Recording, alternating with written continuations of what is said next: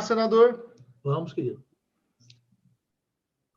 Programa Giro da Baixada, da TV Unisantos, tem o enorme prazer de entrevistar o senador Cajuru. Senador, muito obrigado por atender o nosso pedido. Você está falando aqui para os 9 municípios da Baixada Santista, afiliada à TV Brasil, à TV Unisantos, canal 12 da NET, 40.1 Digital. Para nós é um grande prazer se atualizarmos sobre, de fato, aí o que vem acontecendo, quais os seus projetos aí em Brasília. E, mais uma vez, muito obrigado por nos conceder a entrevista. Quem agradece sou eu pelo espaço raro nos dias de hoje, quando se trata de você poder falar o que você pensa, ou seja, ter a liberdade de expressão, que é o pilar de qualquer democracia. Caio Borelli, eu tenho conhecimento da audiência e da credibilidade da Unisantos, eu que já trabalhei aí também, portanto, é um privilégio, estou ao seu dispor. Bacana. Senador, acho que para a gente começar, a gente queria saber como o jornalista Cajuru esportivo, jornalista investigativo, quando que ele entende, e lógico, sempre ali preocupado de trazer a verdade para o seu público, quando que o senador, hoje senador da República, entende-se que é hora de sair mais uma vez da sua zona de conforto e participar da vida pública política. Quando que foi esse time? Bem, ao telespectador, Deus e saúde. E, como falei em Deus, foi ele quem realmente me aconselhou lá de cima, com seus avisos espirituais, que a televisão já bastava para mim.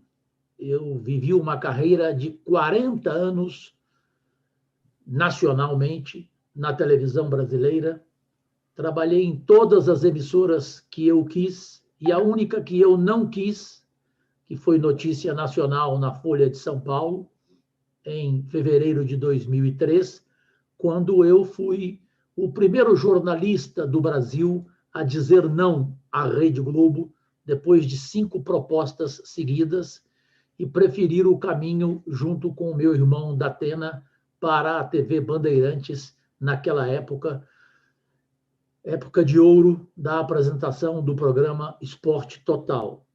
Ali eu cansei, Caio Borelli, porque eu via a todo momento, em cada canal que trabalhava, a dificuldade do meu patrão, do meu diretor, com tantas pressões políticas de todo tipo de gente, de Fernando Henrique a Lula, de governadores, de gente desqualificado, como Aécio Neves, que pediu a minha demissão ao vivo na Band, em rede nacional, e ela aconteceu em junho de 2004. E os patrões não tinham, não sei se a palavra cabe aí, sinceridade, ou a melhor é a coragem, para chegar em mim e contar o que estava acontecendo. O único foi quem? Silvio Santos. Ele veio e disse: Cajuru, eu não suporto mais tanto telefonema e tanto pedido de sua cabeça.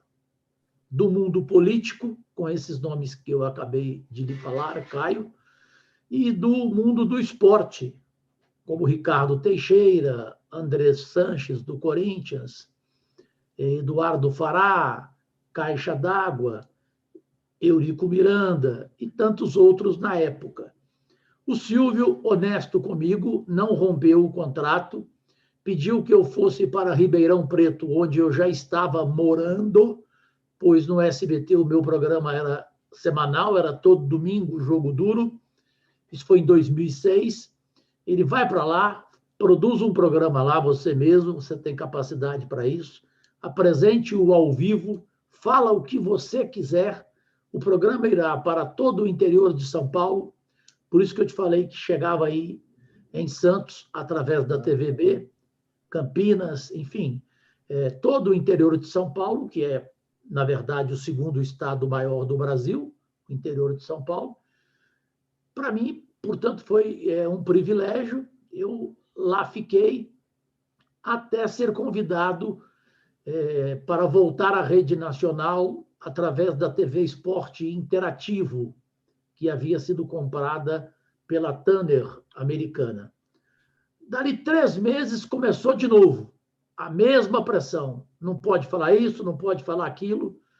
Ali realmente eu desanimei completamente e esperei a Copa de 2014 e no dia 29 de junho, ao vivo, na TV Esporte Interativo e no programa do Raul Gil no SBT, no Tira o Chapéu, eu pedi demissão ao vivo. Do mesmo jeito que eu fui demitido ao vivo, eu pedi demissão ao vivo da televisão brasileira, distância dela, e falei, já que os políticos me tiraram do ar, eu agora vou para o campo deles, vou disputar a eleição com eles e vou não ser covarde como eles, tirá-los do ar politicamente, mostrando e provando que são corruptos. Consegui fazer isso com Marconi Perillo em Goiás, que era o maior corrupto da história dos governadores no Brasil, segundo matéria do jornal O Globo e da revista Exame, e também colocar o Aécio Neves no seu devido lugar. Ele saiu de cima, ou seja, saiu do alto, né, do poder no Senado Federal e foi humildemente ser candidato a deputado federal e quase perdeu, obteve apenas 120 mil votos. É isso que eu continuo fazendo na política, é isso que eu quero fazer, mostrar aos brasileiros quem presta e quem não presta, e não é uma vingança, é apenas uma sobrevivência, já que não dá para trabalhar em televisão mais, eu estou no campo deles e provando também ter mais competência do que eles. Cultura é covardia, evidente que eu tenho, a maioria dos políticos analfabetismo completo, não leram nem O Pequeno Príncipe, não têm conhecimento de nada, né? Não sabem nem falar, sobem na tribuna e falam problema, né? Fala o pessoal foram, isso acontece todo dia, e o Rui Barbosa ali na nossa frente da tribuna do Senado passa mal todo dia, eu tenho pena do Rui Barbosa, então também quero vencê-los na competência, no que tange a se preocupar com a saúde, com a educação, que são prioridades, o restante são perfumarias.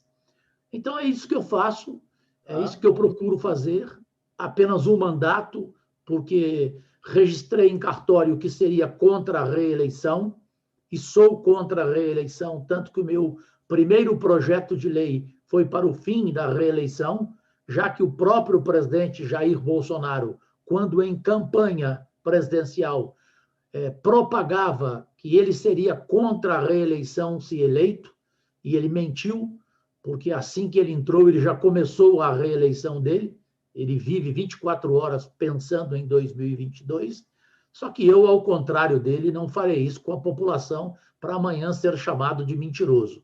Eu terminarei o meu mandato e pararei e vou cuidar da minha saúde e da minha vida. Tá certo. Senador, eu acho que praticamente há um ano isso se estende em relação à pandemia, né, ao Covid-19. A gente, nesse período, tivemos uma politização, querendo ou não, da questão da vacina, da questão da doença, muito dinheiro público sendo entregue aos municípios sem licitação, de ordem emergencial. Agora, recentemente, aqui no estado de São Paulo, a gente está em fase vermelha, né, em lockdown. Eu queria saber a opinião do senador, vendo tudo isso, você acredita, senador, que se de fato o governador de São Paulo, João Dória, não fosse candidato a presidente, teria um melhor diálogo com o governo federal?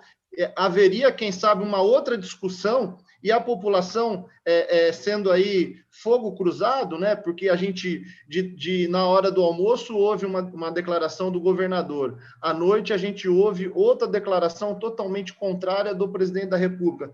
Como o senador analisa essa discussão toda e, lógico, esse momento agora de lockdown que nós, aqui na Baixada Santista, no estado de São Paulo, estamos vivendo? Ela é lamentável sob todos os aspectos, ela é sofrível pela pobreza do debate entre eles, perfeito? Quando eu falo em pobreza, eu digo a falta de conteúdo, o debate é puramente politiqueiro, sórdido, sorrateiro, nenhum deles está pensando na população brasileira, e quando eu falo população brasileira, eu falo saúde. Estamos aí com previsão agora de 3.000 mortes. E chegando a esse número, você pode prever até, de repente, infelizmente, chegarmos em julho com 500.000 de brasileiros em outra vida. O que será a maior catástrofe, indiscutivelmente, da história deste país. Palavra catástrofe já usada ontem pelo maior jornal do mundo, New York Times, em relação ao Brasil, o jornal americano. Lamentavelmente, o presidente levou em brincadeira, falou, vamos parar com frescura, com mimimi, porque se falar para ele do New York Times, ele não sabe, porque lhe falta cultura, ele nunca leu. Se contar a ele que o jornal é grande, é dos Estados Unidos e tal, ele fala, não presta, não presta, o jornal não presta. Porque jornal que faz crítica a ele e que mostra os seus erros primários, este jornal passa a ficar marcado. Ele não presta. Tipo Folha de São Paulo, tipo Jornal Digital Antagonista, isto já aconteceu com o Estadão, já aconteceu e acontece ainda com o Globo, com a própria TV Globo. Então, esse é o lado do Bolsonaro. Carol Borelli, o lado do João Dória. Esse é mais triste ainda, porque esse é corrupto na verdadeira acepção da palavra. Do presidente Jair Bolsonaro, a gente não tem ainda uma prova cabal de corrupção dele. Pode aparecer a qualquer momento, evidente, mas não tem uma prova cabal. Do João Dória, nós temos várias. O João Dória, para você ter uma ideia, ele procurava estados brasileiros e faturava, tipo Gilmar Mendes, que pegava publicidade de governos estaduais para patrocínio às suas palestras jurídicas. O Dória pegava dinheiro de governos de Goiás, de Santa Catarina, e em troca oferecia propagá-los, esses estados, no exterior, como se ele tivesse algum prestígio no exterior para propagar um estado brasileiro. Perfeito? Então, o caso do Dória, eu penso ser mais desagradável ainda, por também lhe faltar o lado humano. Perfeito? Ele é daquele tipo de político que entra num comício, dá a mão para as pessoas e procura, logo depois, um lavabo, porque quer lavar as mãos. Ele tem nojo de povo. É uma almofadinha, um novo rico, que ficou rico com dinheiro de televisão. Eu trabalhei com ele na Rede TV de 2000 a 2002. Ele apresentava um programa dominical chamado Business Center, aliás, Show Business, desculpa. E nesse programa ele cobrava entrevistas. Cobrava entrevistas. Então, desde essa época, eu conheço o João Dória. Eu não vi o galo cantar e não sei onde. Eu conheço até o preço do João Dória. Eles fazem um mal para o Brasil, concluindo exatamente no que você iniciou o seu brilhante questionamento. A questão da saúde. Eles brincam com saúde. Em São Paulo se roubou o dinheiro da saúde. Em outros lugares do Brasil também. O Tribunal de Contas da União confirmou um desvio nos repasses para a saúde de 54 bilhões em relação ao auxílio emergencial. 54 bilhões. Ou seja, é um valor superior ao que precisa agora, ao que se promete agora. 44 bilhões. Então, veja o que aconteceu no Rio também, em municípios diversos do Brasil, se roubou o dinheiro da saúde. Aí, no estado de São Paulo, o secretário de Transportes de João Dória foi parar na cadeia por ter roubado o dinheiro da saúde e continua trabalhando com João Dória. Se você fosse prefeito ou patrão de uma empresa e um funcionário seu fosse parar na cadeia por roubo, por corrupção, você o demitiria ou continuaria com ele? Ia para a rua, né? Ia para a rua. Não foi, continuou. Se ele continuou, é porque gambá cheira gambá. São da mesma praia, já que estamos falando para Santos e toda a região do litoral paulista. O senador, desde o início do mandato, vem fazendo inúmeras denúncias, e lógico que o ministro Paulo Guedes já disse isso em entrevista, que o que se gasta, o que se gastou diante de uma pandemia, de algo inesperado, não só os recursos liberados, mas auxílio emergencial e tudo mais, que o país de fato está quebrado, né? E você, muito brilhantemente com a tua equipe, denunciou diversas farras, não só dos ministros do STF, dos próprios senadores, dos gastos excessivos, dos deputados, do que realmente poderia, de fato, se cortar na carne.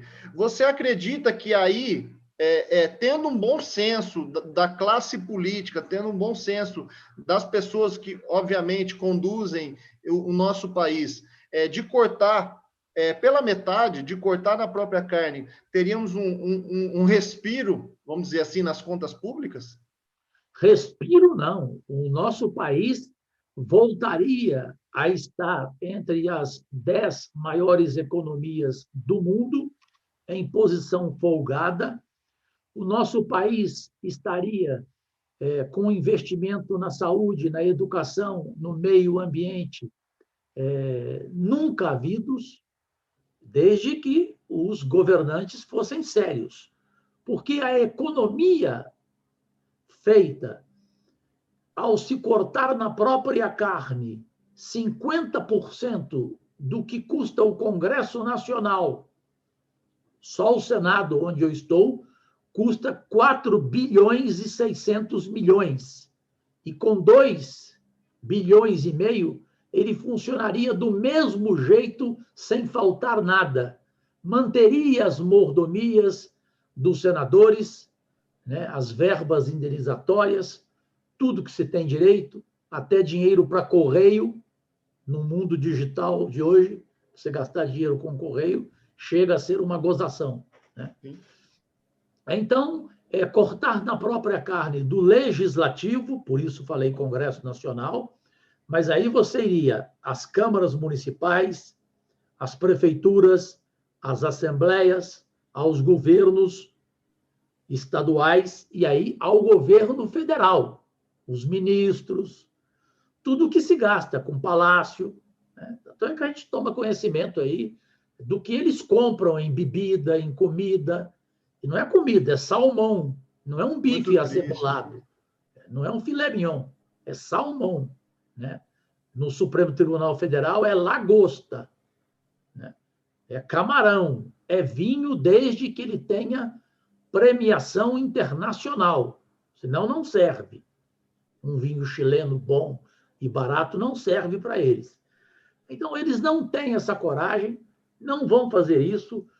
O ministro Paulo Guedes é, na verdade, um cascateiro, um carioca que gosta de levar a vida no seu mais alto luxo, porque ele é milionário, repito, milionário, daí aceitar o cargo de 30 mil reais como ministro. Por quê? Pelos seus objetivos com os banqueiros, que são seus melhores amigos.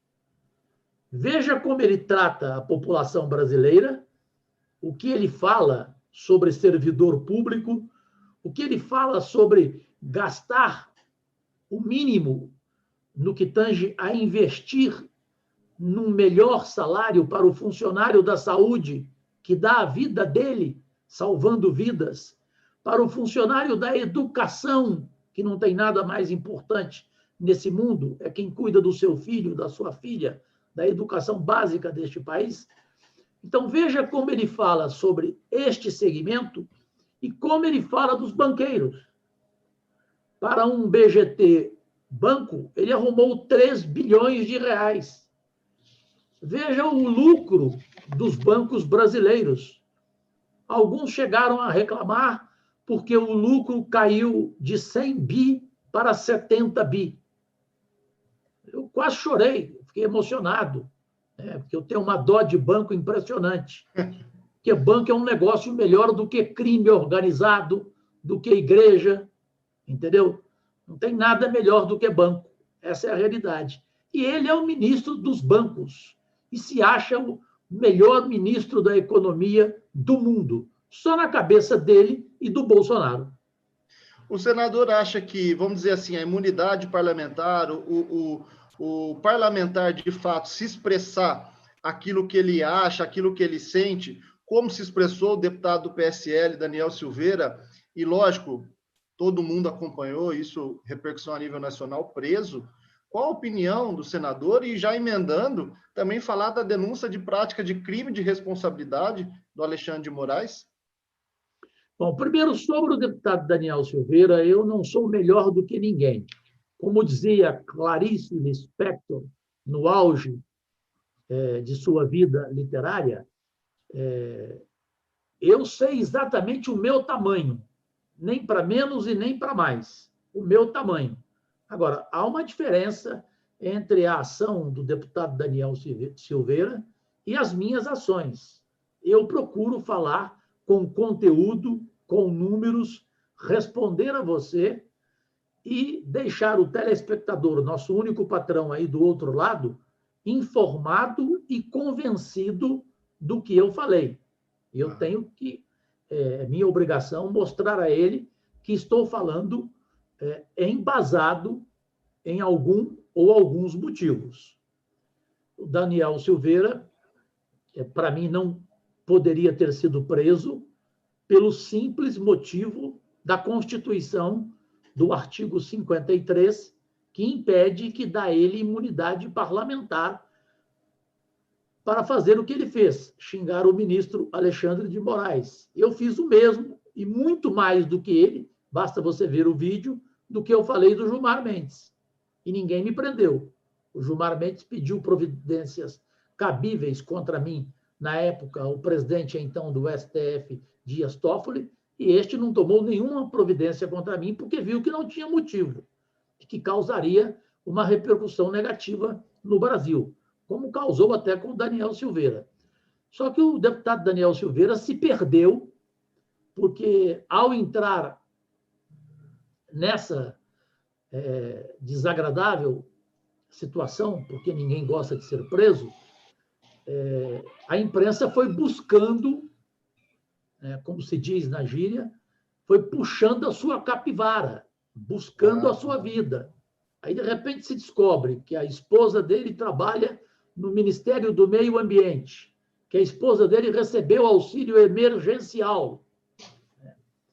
Ele mesmo declarou que foi preso mais do que 90 vezes. Eu te pergunto, para você ser preso mais de 90 vezes, alguma coisa errada você fez. Não é possível você... Não? Ô, Caio, você é preso 90 vezes inocentemente? Né? Seria um caso, né, com direito a Guinness. Né? Então, para mim, a situação dele é diferente, repito, mas foi injusta a sua prisão. No que tange ao que eu penso, ao que eu falo, eu pedi o impeachment do ministro Alexandre de Moraes com um embasamento muito mais robusto. Eu consultei juristas, um dos melhores do Brasil, o Modesto Carvalhosa, e nós puxamos toda a história dele. São dezenas de motivos, né? desde o seu começo em São Paulo, como secretário de Segurança Pública, até ministro da Justiça de Temer e agora como ministro do Supremo Tribunal Federal. Ele também rasgou a Constituição ao votar a favor da reeleição de Maia e de Alcolumbre no Congresso Nacional. Portanto, você tem que falar do ministro e não só xingar. Né? Você tem que falar por que você está xingando. Quais são os motivos? Esses motivos levaram a minha decisão de pedir o seu impeachment, como também no começo do meu mandato pedi o impeachment do ministro Gilmar Mendes. Esse tem motivos de sobra. Esse é o que mais tem motivo. Tanto que há 12 pedidos de impeachment contra ele no Senado Federal e todos engavetados, porque todos os presidentes do Supremo Tribunal Federal tinham o quê? Rabo preso. Tinham investigação de corrupção contra eles. Então eles torciam, inclusive, eles vibravam. Vinha um pedido de impeachment contra o Gilmar Mendes, eles negociavam com o Gilmar. Vamos arquivar esse pedido, não haverá votação no plenário sobre o seu pedido de impeachment, e você, por favor, arquiva também a investigação de corrupção contra nós. É o toma lá da cá do mal literal, perfeito? Então, agora,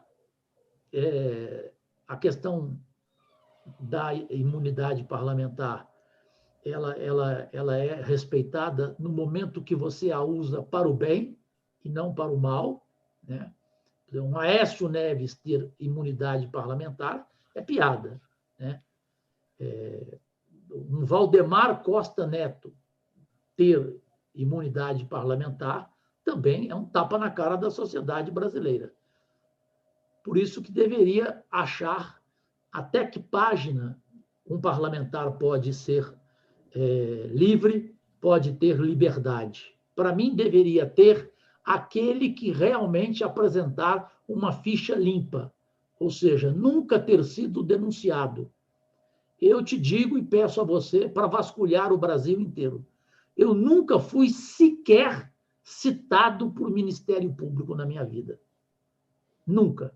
E você nunca vai ver na minha vida a Polícia Federal, 6h30 da manhã, me buscar por causa de corrupção. Perfeito? Você nunca vai ver minha cueca suja de dinheiro. Isso não vai acontecer comigo. Então, eu acho que o parlamentar que tivesse realmente um currículo assim, ele mereceria a imunidade parlamentar. Agora, a maioria não merece. João Dória, Witzel, enfim, tantos outros. Aqui nós ficaríamos 10 programas citando os parlamentares, porque praticamente é uma boa parte, para não dizer que é uma grande parte da classe.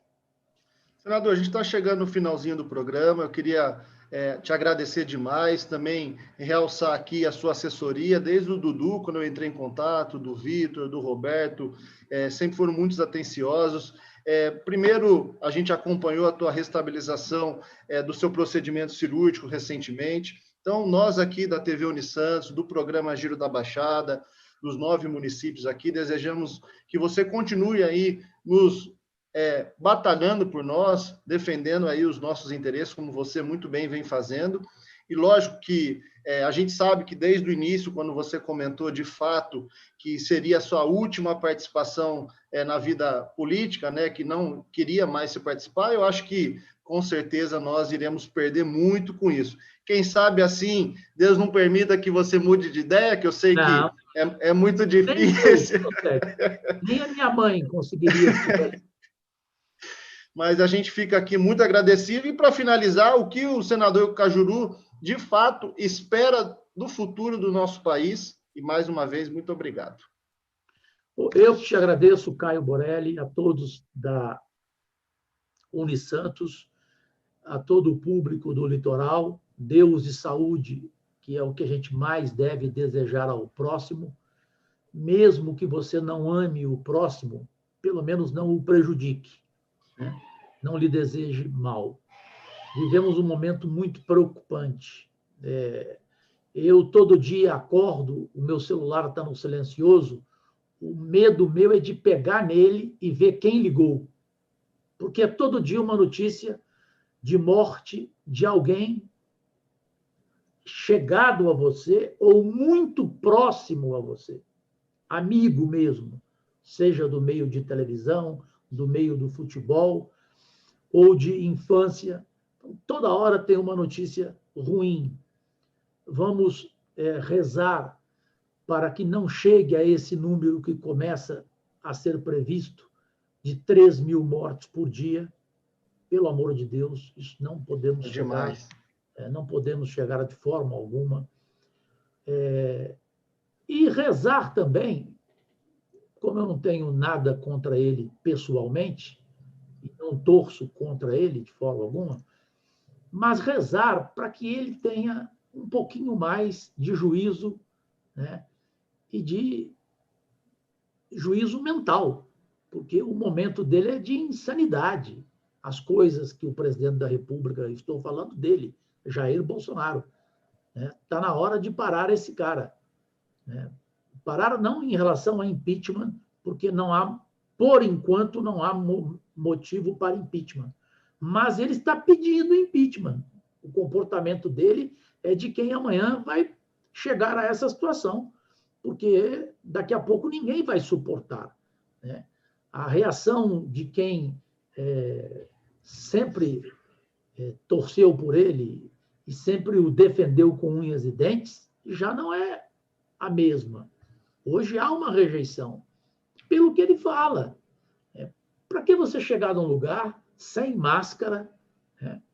Não usa álcool gel, cumprimenta todo mundo, abraça todo mundo? Para que você dá esse exemplo vendo gente morrer todo dia na sua cara, né? Gente, inclusive, do governo? Não é possível, a gente não consegue acreditar. Gente, é loucura? É o quê? É problema mental? Por que ele faz isso? É de propósito, né? É questão política, é uma bandeira. Ele acha que, seguindo essa linha, ele será presidente da República reeleito? Não, de forma alguma. Se a gente aumentar o caos, que já é abismal, vai ser pior para ele. Então, resolva já a questão da vacina, resolva já a questão do auxílio emergencial. Não fale essa bobagem que auxílio emergencial é aposentadoria, porque não é momentânea, é temporário, é para ajudar quem está passando fome, quem não consegue mais comer o macarrão tradicional da vida brasileira aos domingos, nem isso consegue.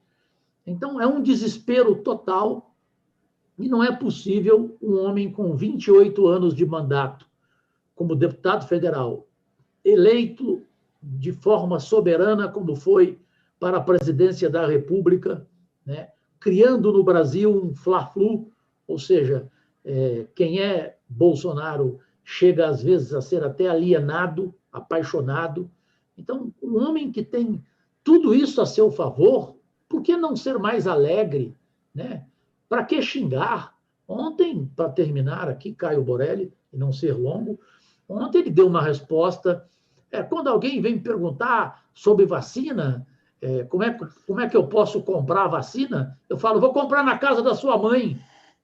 Onde você viu até hoje, no Brasil, um presidente da República chegar a usar esse termo, ou seja, a não respeitar a liturgia do cargo, quando não é verdade?